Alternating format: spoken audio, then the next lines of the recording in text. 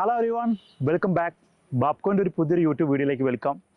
നമ്മളിപ്പോൾ ഏകദേശം കുറേ മാസങ്ങളായി കോളേജിൻ്റെ ബ്ലോഗ്സ് കാര്യങ്ങൾ ചെയ്തിട്ട് ഇപ്പോൾ ഏകദേശം നല്ല രീതിക്ക് കോഴ്സിനെ പറ്റിയിട്ട് വീഡിയോസ് കാര്യങ്ങൾ ചെയ്യുന്നുണ്ട്. അപ്പോൾ നഴ്സിങ്ങിനെ പറ്റിയിട്ടാണ് എപ്പോഴും വിദ്യാർത്ഥികൾ എന്ത് ചെയ്തത് ചോദിക്കുന്നത്. തമിഴ്നാട്ടിൽ നോക്കുന്ന ടൈമിൽ എല്ലാവിധ അംഗീകാരങ്ങളോട് കൂടി കുറഞ്ഞ ഫീസിൽ പഠിക്കാൻ പറ്റിയ കേരള സ്റ്റുഡൻസിന് പറ്റിയിട്ടുള്ള കോളേജ് ഏതാണ്?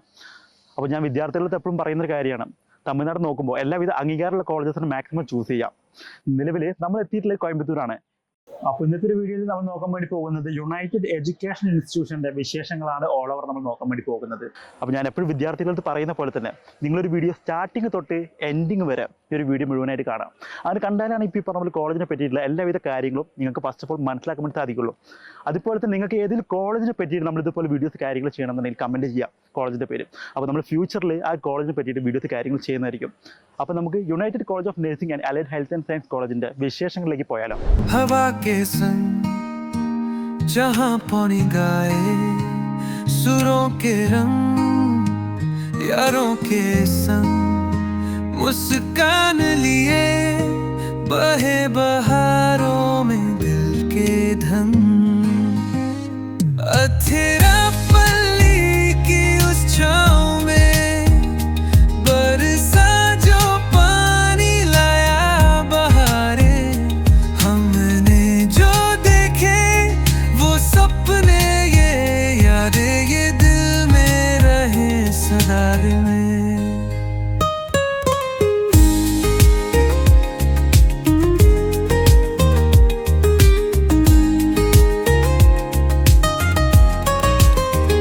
चट्टानों से गिरता झरने का जल छूकर हमें कहे कुछ पल संभल होठों में हाथ हंसी की बरसात बन जाए लम्हे जो हो खास भीगी राहों में खुशियाँ मिली हर रकम लम्हा जादू जदा के चली.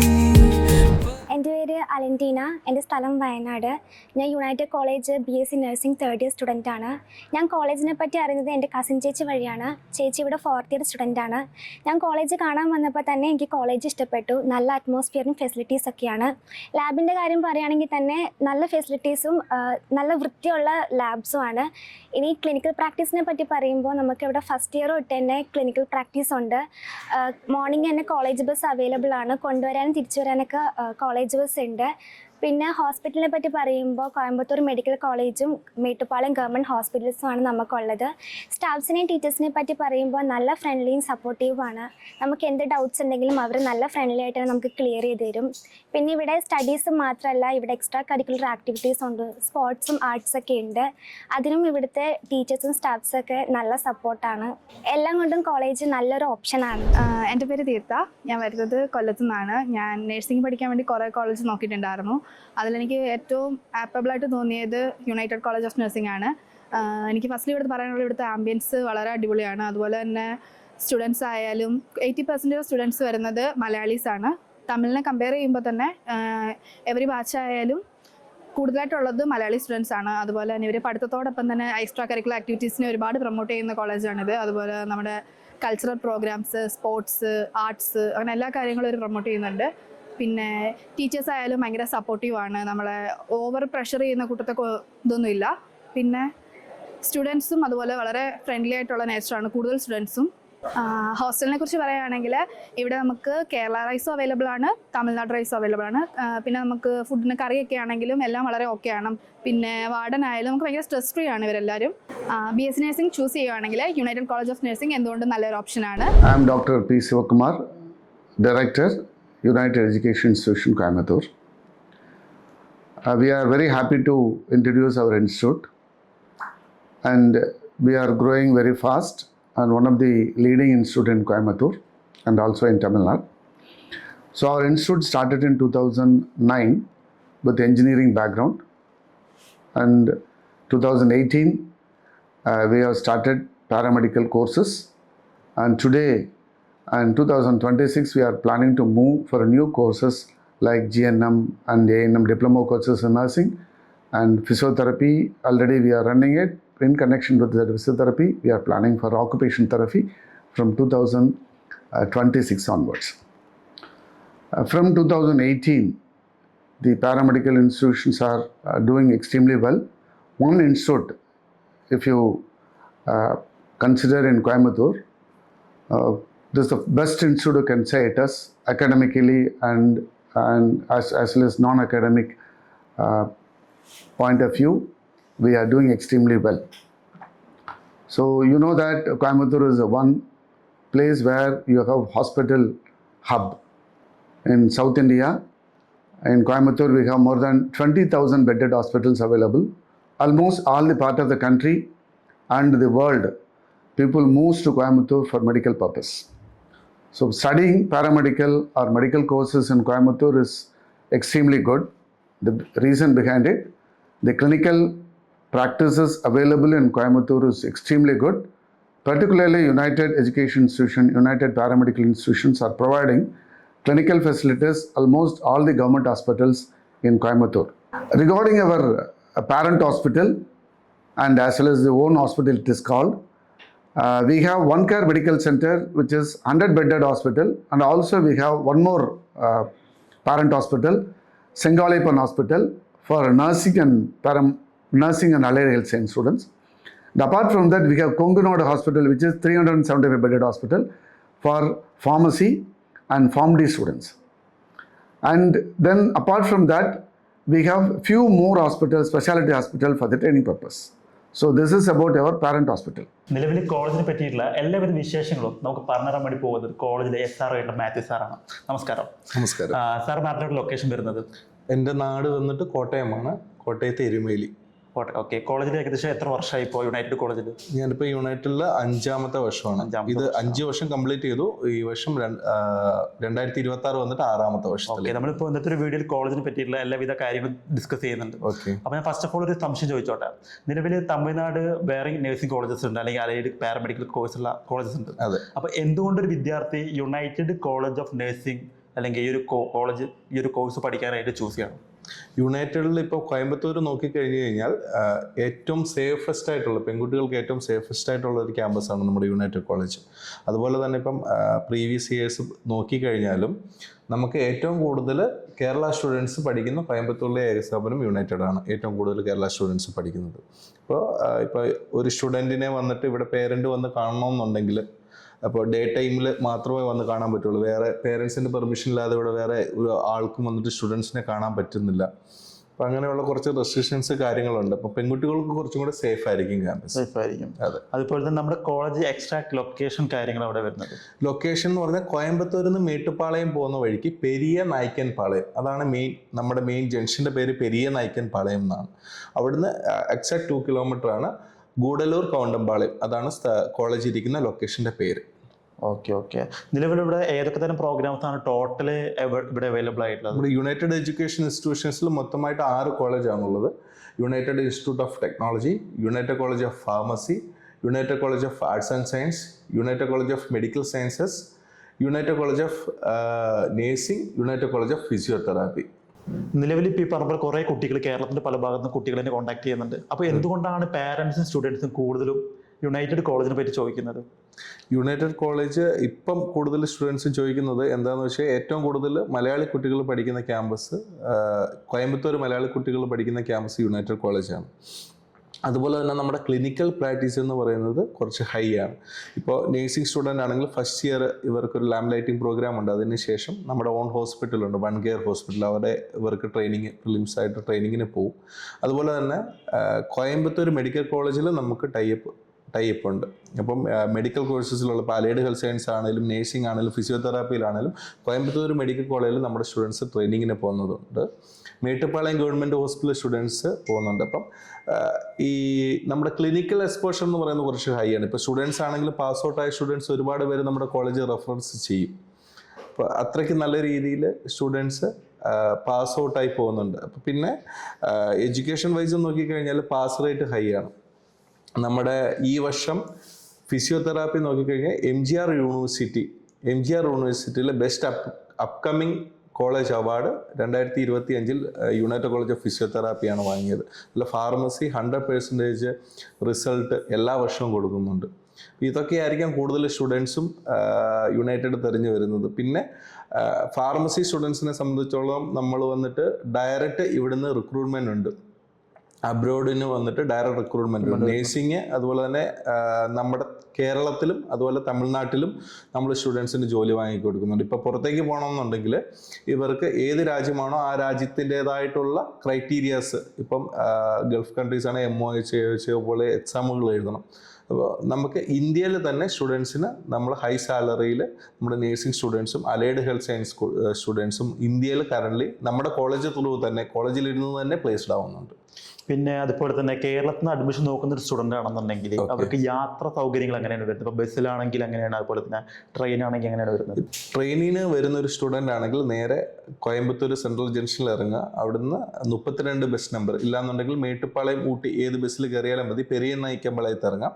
അവിടുന്ന് അകത്തേക്ക് കോളേജിൻ്റെ സ്ഥലമുണ്ട്, ഗൂഡല്ലൂർ കോണ്ടമ്പാളയം, അങ്ങോട്ട് ബസ് ഉണ്ടാവും. അതൊരു 10 മിനിറ്റ്സിലെത്തും.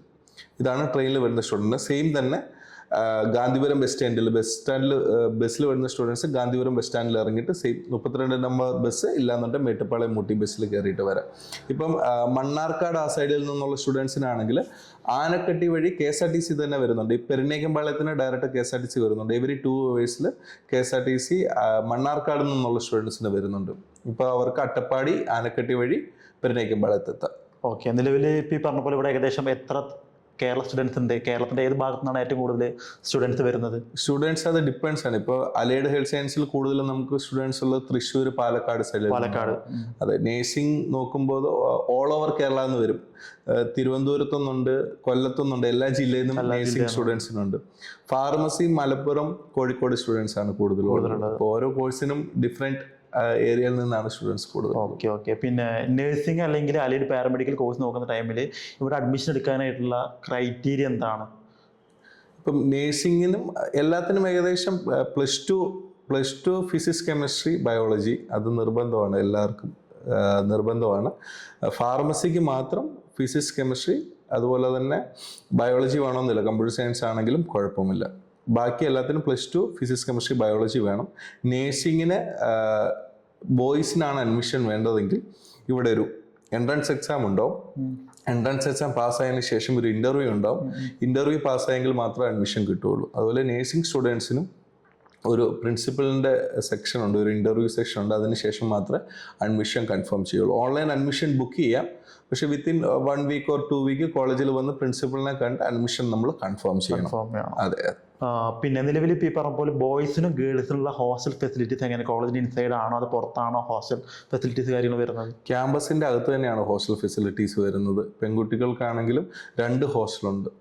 പെൺകുട്ടികൾക്ക് 2 ഹോസ്റ്റൽ ക്യാമ്പസിൻ്റെ അകത്ത് തന്നെയുണ്ട്. ആൺകുട്ടികൾക്കും ക്യാമ്പസിൻ്റെ അകത്ത് തന്നെയാണ്. ലഞ്ച് ടൈമിൽ പോയി ഫുഡ് കഴിച്ചിട്ട് വരും. മെസ്സും ഹോസ്റ്റലിനോട് ചേർന്ന് തന്നെയാണ്. ഇവർക്ക് ലോണ്ടറി സർവീസ് ഉണ്ട്. ഡ്രസ്സ് വാഷ് ചെയ്ത് അയൺ ചെയ്ത് കൊടുക്കും. ഇവർക്ക് നോർമൽ പഠിച്ചാൽ മാത്രം മതി. ഇൻഡോർ ഗെയിംസിനുള്ള ഫെസിലിറ്റീസും ഹോസ്റ്റലിൻ്റെ അകത്ത് തന്നെയുണ്ട്. ഓക്കെ. പിന്നെ ഈ റൂമിൻ്റെ ഷെയറിങ് എങ്ങനെ വരുന്നത്? റൂം ഷെയറിങ് AC ഹോസ്റ്റലുണ്ട് നമുക്ക്. അതുപോലെ തന്നെ 6 ഷെയറിംഗ് ഉണ്ട്, 4 ഷെയറിംഗ് ഉണ്ട്. അറ്റാച്ച്ഡ് ബാത്റൂമും അവൈലബിൾ ആണ്. അതുപോലെ തന്നെ പുറത്ത് PGs കാര്യങ്ങൾ അവൈലബിൾ ആണോ സ്റ്റുഡൻസിന് വേണ്ടിയിട്ട്? പുറത്ത് PGs അവൈലബിൾ ആണ്, പക്ഷേ കോളേജിലിരുന്ന് അത് പ്രൊമോട്ട് ചെയ്യുന്നില്ല. നേഴ്സിംഗ് സ്റ്റുഡൻസ് നിർബന്ധമായി 4 വർഷം കോളേജിൽ നിന്ന് തന്നെ പഠിക്കണം. കാരണം റൂൾ പ്രകാരം 10% സ്റ്റുഡൻസിന് മാത്രമേ പുറത്തുനിന്ന് നിന്ന് പഠിക്കാൻ പറ്റുള്ളൂ. ബാക്കി BSc നേഴ്സിംഗ് എന്ന് പറയുന്ന ഒരു റെസിഡൻഷ്യൽ കോഴ്സാണ്. അപ്പോൾ നമ്മൾ നേഴ്സിംഗ് സ്റ്റുഡൻസിനെ പുറത്തേക്ക് വിടില്ല. അതുപോലെ മെഡിക്കൽ സ്റ്റുഡൻസിനെ ആണെങ്കിലും ഈ മെഡിക്കൽ അതുപോലെ നേഴ്സിംഗ് സ്റ്റുഡൻസിനൊക്കെ എന്താ പ്രോബ്ലം എന്ന് വെച്ച് കഴിഞ്ഞാൽ ഇവർക്ക് വന്നിട്ട് ചിലപ്പോൾ രാവിലെ എണീറ്റ് ക്ലിനിക്കൽ പ്രാക്ടീസിന് പോകേണ്ടി വരും. രാവിലെ എണീറ്റ് ഫുഡ് ഉണ്ടാക്കി ഉച്ചക്കത്തുള്ള ലഞ്ചും എല്ലാം ഉണ്ടാക്കിയിട്ട് ഇവർ പുറത്തു നിന്ന് പോകാമെന്ന് പറയുന്നത് വളരെ പാടായിട്ടുള്ള കാര്യമാണ്. അപ്പോൾ അതുകൊണ്ട് തന്നെ എല്ലാവരെയും അകത്ത് തന്നെയാണ് പ്രിൻസിപ്പൽസ് പ്രിഫർ ചെയ്യുന്നത്. പുറത്തേക്ക് സ്റ്റുഡൻസിനെ, ഡേ സ്കോളേഴ്സിനെ വളരെ ചുരുക്കം മാത്രമേ സമ്മതിക്കുകയുള്ളൂ. പല പേരൻസിനും സ്റ്റുഡൻസിനുള്ള സംശയമാണ് ഇപ്പോൾ അന്യ സംസ്ഥാനങ്ങളിൽ പോയി പഠിക്കുമ്പോൾ റാഗിങ്ങിൻ്റെ കാര്യം. അത് പെൺകുട്ടികളുടെ കാര്യത്തിലാണ് കൂടുതലുള്ളത്. അപ്പോൾ റാഗിങ്ങിൻ്റെ കാര്യങ്ങൾ ബുദ്ധിമുട്ടുള്ള കാര്യങ്ങൾ ഉണ്ടാവുമോ നമ്മൾ ഇവിടുന്ന് അഡ്മിഷൻ എടുക്കുന്ന കുട്ടിക്ക്? ഞാനിതിപ്പം പറഞ്ഞല്ലോ 5 വർഷമായി, 5 കഴിഞ്ഞിട്ട് 6ാമത്തെ വർഷമായി. ഇതുവരെ ഒരു റാഗിങ് കേസ് ഇതുവരെ റിപ്പോർട്ട് ചെയ്തിട്ടില്ല. നമ്മുടെ മാനേജ്മെന്റ് ആണെങ്കിലും ഫാക്കൽറ്റീസ് ആണെങ്കിലും അതുപോലെ തന്നെ വളരെ ആൻറ്റി റാഗിങ് സെല്ലുണ്ട്. അത് വളരെ കരുതി തന്നെയാണ് ഇരിക്കുന്നത്. പിന്നെ കേരളത്തിൽ നിന്ന് മാത്രമല്ല, ഇപ്പോൾ കർണാടകയിലുള്ള ആന്ധ്ര സ്റ്റുഡൻസ് ഒക്കെ ഉണ്ട്, എഞ്ചിനീയറിംഗിൽ ജോയിൻ ചെയ്യുന്ന ആന്ധ്ര സ്റ്റുഡൻസ് ഒക്കെ ഉണ്ട്. അപ്പോൾ ഇതൊക്കെ കുറച്ച് വളരെ കാൽക്കുലേറ്റ് ചെയ്താണ് പോകുന്നത്. ഇപ്പം 7 കോളേജ് ഉള്ളതുകൊണ്ട് തന്നെ ഇൻസ്റ്റിറ്റ്യൂഷൻസ് പോളിസീസ് കുറച്ച് ടൈറ്റാണ്. അപ്പോൾ നമ്മൾ അഡ്മിഷൻ എടുക്കുന്ന സമയത്ത് ജോയിൻ ചെയ്യുന്ന ദിവസം തന്നെ എല്ലാവരും ഇൻസ്റ്റിറ്റ്യൂഷൻസ് പോളിസി മലയാളത്തിലും ഇംഗ്ലീഷിലും വായിച്ച് കേൾപ്പിച്ച് സൈൻ ചെയ്തിട്ടാണ് പോകുന്നത്. അപ്പോൾ സ്റ്റുഡൻസിന് അറിയാം ഇൻ കേസ് ആരെയെങ്കിലും റാഗ് ചെയ്താൽ എന്ത് സംഭവിക്കുമെന്ന്. ഇപ്പോൾ ഈ വരുന്ന സ്റ്റുഡൻറ്റിനാണെങ്കിലും ഇവരുടെ പ്രീവിയസ് ഉള്ളവർക്കും ഇതേ കാര്യങ്ങൾ അറിയാം. പേരൻസിൻ്റെ മുൻപിൽ വിളിച്ച് ഓരോരുത്തരും ഇൻഡിവിജ്വലി നമ്മൾ പറഞ്ഞിട്ടാണ് അകത്തേക്ക് കിട്ടുന്നത്. അതുകൊണ്ട് ഇതുവരെ റാഗിങ് കേസസ് ഒന്നും വന്നിട്ടില്ല. അപ്പോൾ ആ കാര്യത്തിൽ ധൈര്യമായിട്ടിരിക്കാം. ഇപ്പോൾ ഇവിടെ കോഴ്സ് നോക്കുന്ന ടൈമിൽ അഡ്മിഷൻ എടുക്കുമ്പോൾ ചില പാരൻസ് ഇപ്പോൾ ഈ പറഞ്ഞ പോലെ ഫീസ് കാര്യങ്ങൾ ബുദ്ധിമുട്ടുള്ള ആളുകളാണ്. ഇപ്പോൾ എഡ്യൂക്കേഷൻ ലോൺ നോക്കുന്ന ഒരു സ്റ്റുഡൻ്റ് ആണ് അല്ലെങ്കിൽ ഒരു പാരൻ്റ് ആണെന്നുണ്ടെങ്കിൽ അവർക്ക് അതിൻ്റെ ക്രൈറ്റീരിയസ് എന്തൊക്കെയാണ്? ഇപ്പോൾ നമ്മുടെ സ്റ്റുഡൻസിൽ ഒരു 70% എഡ്യൂക്കേഷൻ ലോൺ എടുത്ത് പഠിക്കുന്ന കുട്ടികൾ തന്നെയാണ് ഇവിടെ പഠിക്കുന്ന 70% സ്റ്റുഡൻസ് എഡ്യൂക്കേഷൻ ലോൺ എടുക്കുന്നുണ്ട്.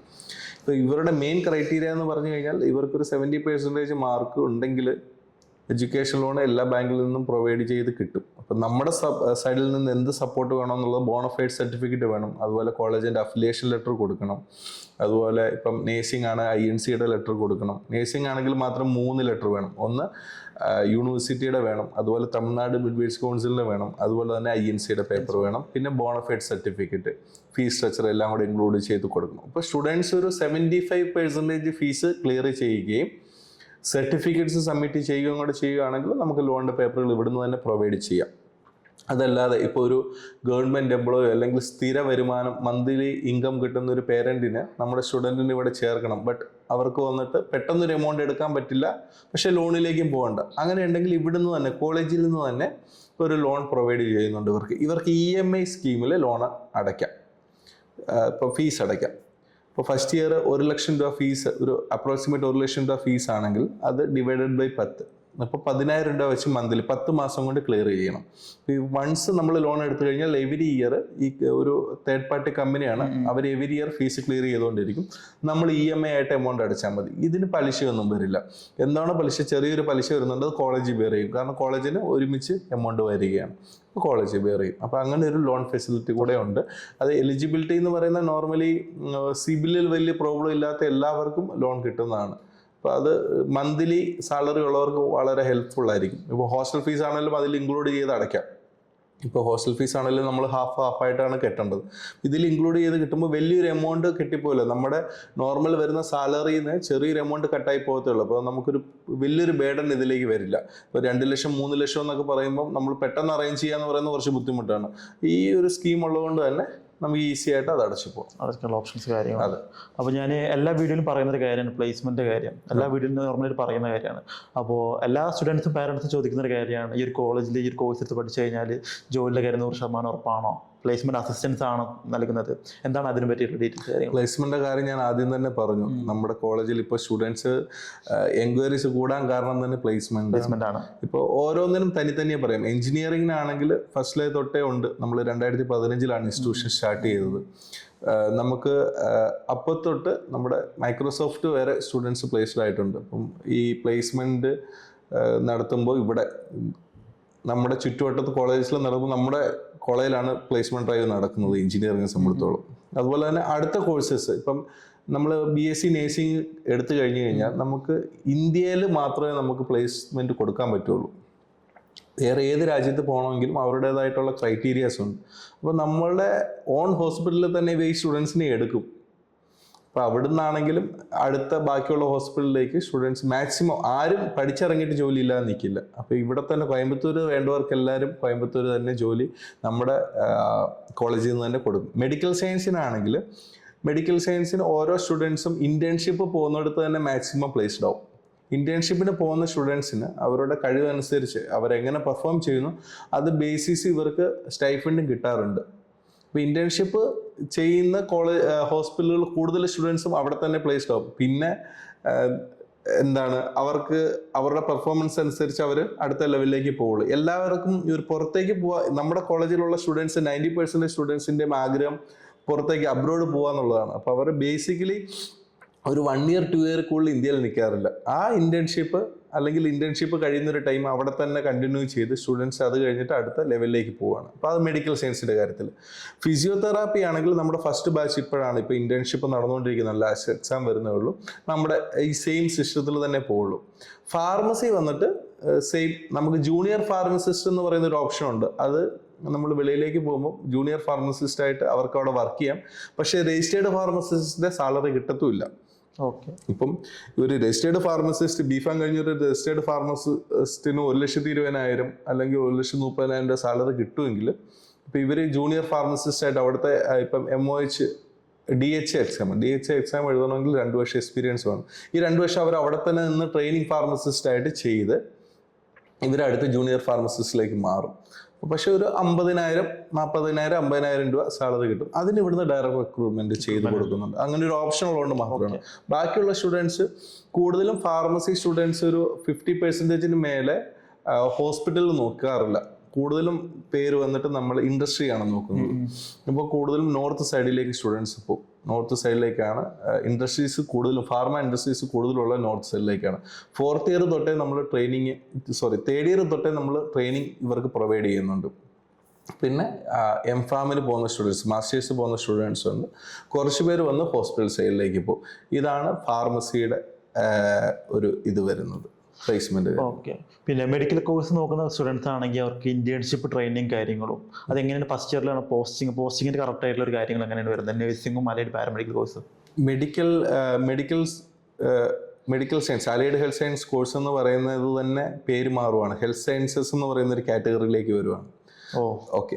ഇതിൽ തന്നെ സിസ്റ്റം കുറെ ചേഞ്ച് ചെയ്തിട്ടുണ്ട്. ഇപ്പം നേരത്തെ എന്ന് പറഞ്ഞു കഴിഞ്ഞാൽ എല്ലാ ഇയറിലും ആയിരുന്നു എക്സാം. ഇപ്പം 2-3 കോഴ്സസ് OTAT അങ്ങനെ കുറച്ച് സെലക്ടഡ് കോഴ്സിന് മാത്രം സെമസ്റ്റർ പാറ്റേൺ ആക്കിയിട്ടുണ്ട്. ഓക്കെ.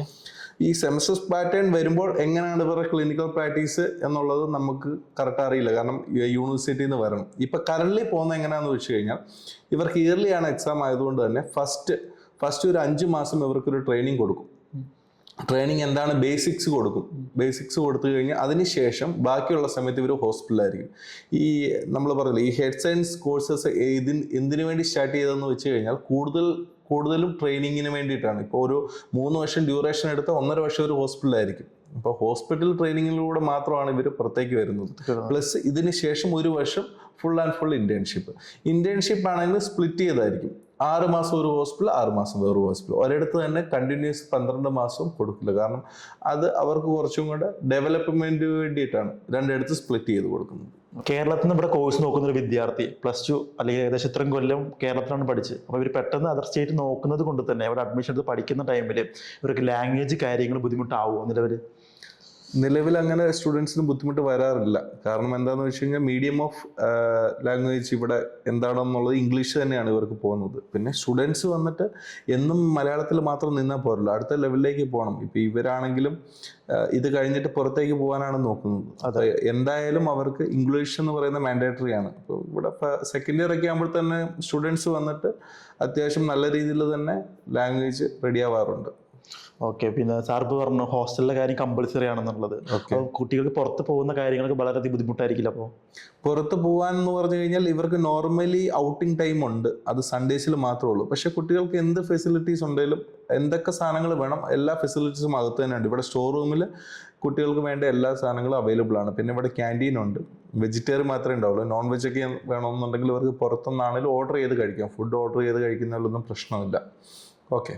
പിന്നെ ഇവിടെ സ്റ്റുഡൻസിന് ഇപ്പോൾ പനിയോ എന്തെങ്കിലും അസ്വസ്ഥത വന്നു കഴിഞ്ഞാൽ ഇപ്പോൾ ഇവർക്ക് വേണ്ടിയുള്ള ട്രീറ്റ്മെന്റ് കാര്യങ്ങളൊക്കെ എങ്ങനെ വരും? ഇപ്പോൾ ഇവിടെ നമ്മുടെ നേഴ്സിംഗ് ഡിപ്പാർട്ട്മെന്റിൽ ഇവിടെ ഒരു ഓണായിട്ടൊരു ക്ലിനിക് ഉണ്ട്. അവിടെ എപ്പോഴും ഒരു ഡോക്ടർ അവൈലബിൾ ആണ്. ഈ ഡോക്ടർ വന്നിട്ട് ഇവർക്ക് ക്ലാസ് എടുക്കുന്നതാണ്. മെഡിക്കൽ സയൻസിലും നേഴ്സിംഗിലും ഫിസിയോതെറാപ്പിയിലും ക്ലാസ് എടുക്കുന്നതാണ്, ഡോക്ടർ ക്ലാസ് എടുക്കുന്നതാണ്. അപ്പോൾ എന്തെങ്കിലും മെഡിക്കൽ എമർജൻസീസ് ഉണ്ടെങ്കിൽ പകൽ സമയത്താണെങ്കിൽ ഇവിടെ ക്ലിനിക്കിൽ തന്നെ നോക്കും. ഇപ്പോൾ ഇവിടെ തന്നെ ഫാർമസി ഉണ്ട്, ക്ലിനിക്കിൽ തന്നെ ഫാർമസി ഉണ്ട്, അവിടെ നിന്ന് തന്നെ മരുന്ന് കൊടുക്കും. അതിന് മേലെ എമർജൻസീസ് ഉണ്ടെങ്കിൽ ഇവിടുന്ന് തന്നെ വണ്ടി അറേഞ്ച് ചെയ്ത് ഹോസ്പിറ്റലിൽ കൊണ്ടുപോകും. ഇൻ കേസ് ഹോസ്റ്റലിൽ എന്തെങ്കിലും എമർജൻസീസ് ആണെങ്കിൽ അവിടെ ഡെപ്യൂട്ടി വാർഡന്മാരുണ്ട്, അതിന് മേലെ വാർഡനുണ്ട്, അതിന് മേലെ ചീഫ് വാർഡൻ ഉണ്ട്. ചീഫ് വാർഡൻ എന്ന് പറയുന്നത് പ്രിൻസിപ്പൾ ആയിരിക്കും. അപ്പം ഇവർ വന്നിട്ട് ഡെപ്യൂട്ടി വാർഡനോട് പറയുമ്പോൾ തന്നെ ഇവർ വണ്ടി അറേഞ്ച് ചെയ്ത് ഹോസ്പിറ്റലിൽ കൊണ്ടുപോകും.